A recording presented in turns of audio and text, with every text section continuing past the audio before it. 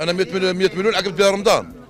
100 مليون ها وليدي عقبت بها رمضان انا وليدي. ها وليدي شحال عقبنا 100 مليون. السلام عليكم، اتمنى الجميع بخير. صحة فطوركم متابعينا الكرام. الانسان هذا اللي راه ظاهر امامكم، هذا السمسور اللي راه رجع اليوم ترند في الجزائر بعد ما رجع مول 406 في المرتبة الثانية وطنيا بسبب تصريح داروا اليوم في سوق السيارات، وقال لهم انا يكليت 100 مليون في رمضان و100 مليون ماشي دراهم.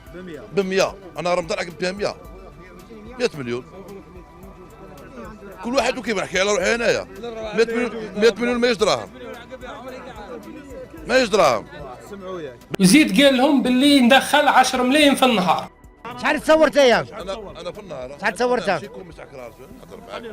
انا عندي 8 10 في النهار يوميا. كما شفتوا قال لهم 100 مليون ماشي دراهم، لكن الجزائريين قالوا له احنا امناك شوفوا مع الاخرين. وكي طاح مع الشعب الجزائري في ساعه فقط طلعوا له الارشيف وجبدوا له كامل الباسي وفيديو قديم يبكي ويشكي على جال زوج ملايين. تبع الفيديو ودير لايك. برا جبت هذه جيتها من تباحيه من 44 والله هذاك اللي طوموبيل بمليون باش ندي 2 ملايين. هاي هو المليون شحال دوك تقعد لي مليون من هذاك كي تعب اكثر منها.